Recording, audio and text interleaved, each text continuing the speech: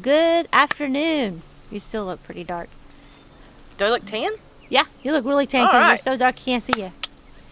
So this is Leslie, and we're with Peak Acres, and I'm sorry for I think it's just because it's so sunny outside. But we're going to talk a little bit about Crystal's next project or next step in her shed to home process. Yep. And this one is going to be what? I have no idea. This is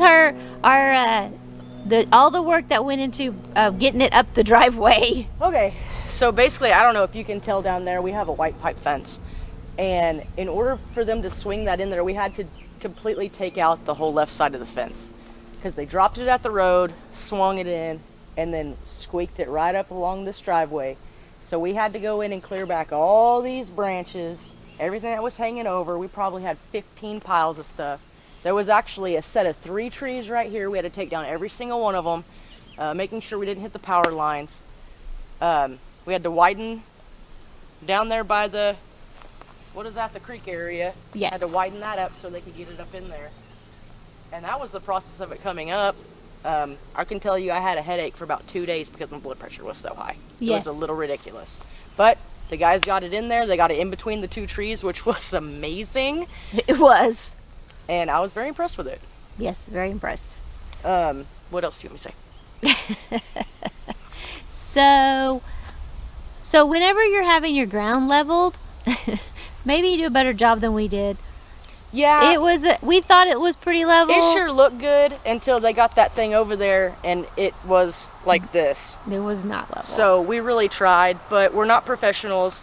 Again, I didn't hire that done. My brother came and helped the best he could. Robert helped the best he could, and we just moved what we could. So Yeah. I'm really trying to be as cost efficient as possible, which I said, and I am. When it's all said and done, I'll tell you all about that later. Yeah.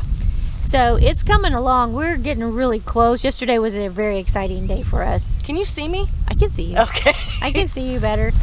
But anyway, so after that, it got settled. It got stationary. They got it. It took them like 4 hours to get it It leveled. took them quite a long time. It was an yes. all-day event, pretty much. But they did very well, and the guys were really nice. Very nice. Actually ended up calling and paying like extra $200 because we ended up using more blocks than what they're actually allowed to use in spots.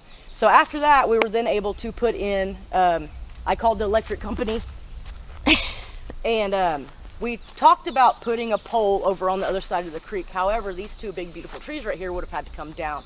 So we decided we did not want to do that. Yeah. So I got my own box on this pole here. It ended up costing me about $175. That was great. I went actually to the electric company and bought the line. I bought 350 feet of line. It cost me about $500.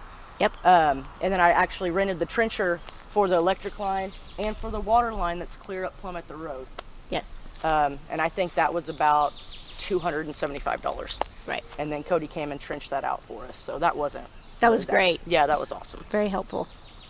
So she does have water. I do have water. I bought all the water line I actually bought through Home Depot. It's the white PEX 1-inch. It's got a few connections on it, which I've got marked. That way I know if something happens, that's probably where it's going to happen. But it was about, I want to say it was about $200 per 300 feet. And I ended up with about 750 feet of it to get it from the road to the house. Yes. It's a long ways. It was a lot of work. It's been a lot of work, a big labor of love. But like I said, we're coming along. So she gets it set. We get the water there's a spigot over there. It's got water on it, or at it. And then we buy 2x4s.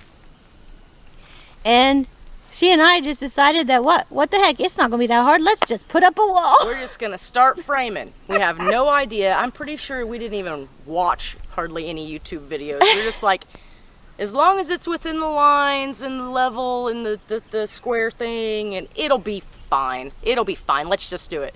So the problem we kept coming across was a lot of our studs were actually kind of twisted. Yes. And that has caused a few hiccups here and there at the process we're at now. But it's okay. We got it framed. They're up. You could go push on it. It's not not going to gonna fall fall over. down. That's They're not right. moving. And I can't tell you how many nails we hand nailed into that sucker.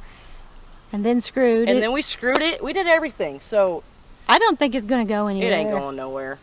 But yeah, we probably did everything the wrong way, but We did it. but we did do it. And luckily, we've had a couple of people that said, "Hey, you might want to do this X, Y, and Z." And I'm like, "Oh, hey, that's a good idea." Yeah, because there's a few things that we missed.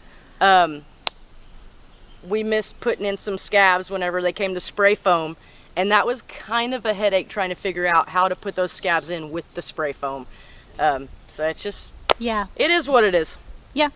So lessons learned.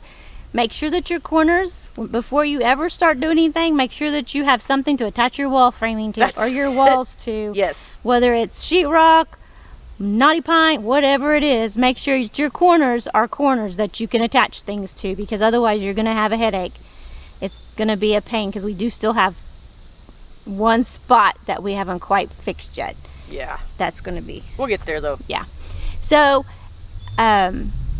so I think I had a few pictures of the.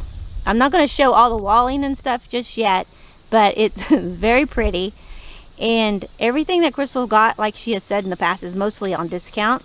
Yeah, the knotty pine, I actually bought, I bought shiplap planks that were 12 feet long. They're about five and a quarter inches wide.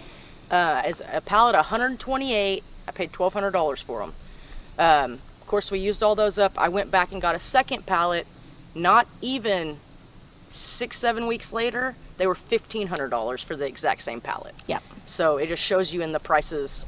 They just started skyrocketing and we just kept going. But I actually bought that at a discount store as well. So the Right. walls are not perfect, but they're very pretty. They're very pretty, and it was still cheaper than going and ordering it through your big box stores. Of course. So make sure that you're out there searching for your deals, because there are people that are selling second scrap wood. It's not really scrap wood, but it's like not perfectly cut wood, but it still looks so pretty, especially for a project like this. Absolutely. And one wall that she has that we'll show you eventually was actually a solid wood hand scraped floor that she got at the Habitat from Humanity store in Claremore. Yeah.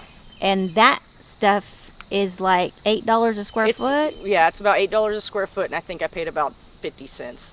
Or Yeah, 'cause 20 it I paid was $80 for for 140 square feet, right. I think. So, and it's it turned out gorgeous. We weren't sure, we thought it was one thing and it ended up being something else. Yeah. But we made the best of it, and she's used it, and it is very pretty.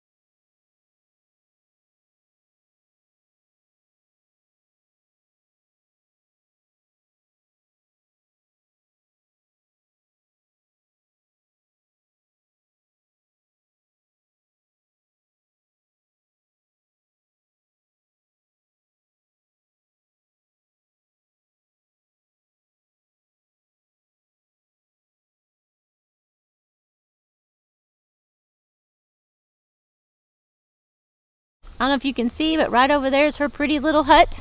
And she's getting ready to go over and start framing some more windows.